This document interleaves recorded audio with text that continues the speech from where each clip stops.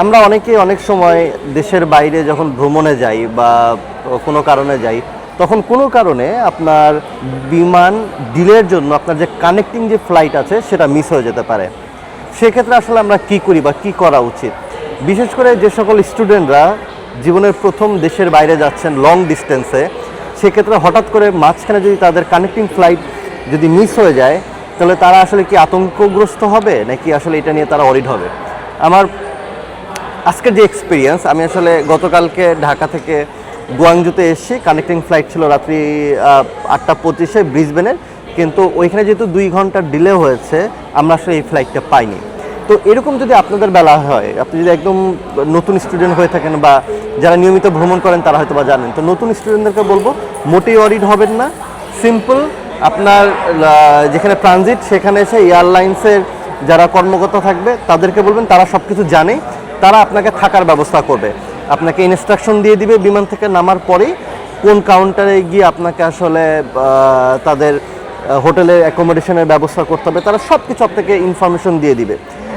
যেহেতু হোটেলের বাইরে যেতে হবে, সেক্ষেত্রে হয়তো বা ভিসার একটা ব্যাপার থাকবে, যেমন গুয়াংজুতে 24 ঘন্টার জন্য ভিসা দিয়েছে আমাদেরকে।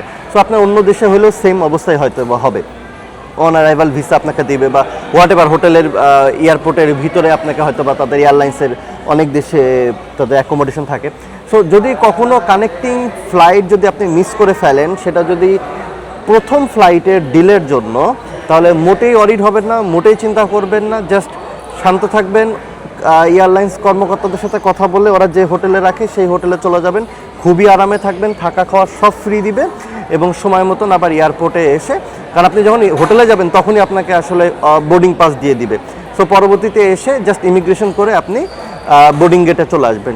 খুবই সিম্পল, একেবারেই অরিড হবেন না, ভয় পাওয়ার কিছু নেই। বরং এরকম হইলে আমি তো এনজয় করলাম আজকে আসলে সারাদিন, সো আপনি এনজয় করতে পারেন আর কি, যদি আপনার খুব ইমার্জেন্সি যদি কোনো কাজ না থাকে।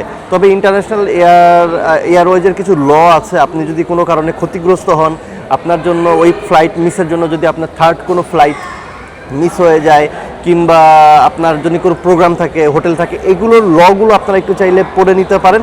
আপনারা কম্পেনসেশনও কিছু কিছু এয়ারলাইন্সে দাবি করতে পারেন, তবে মোটেই ঘাবড়াবেন না। তবে হ্যাঁ, এখানে একটা ব্যাপার আছে, আরেকটা কথা বলে রাখি। ধরেন আপনি ক্যাথে প্যাসিফিকে ঢাকা থেকে আপনি আসলেন হংকংয়ে, কিন্তু হংকং থেকে চায়না সাউদার্নে আপনি হয়তো বা চায়নার কোনো একটা এয়ারপোর্টে যাবেন, কোনো একটা এরিয়াতে যাবেন।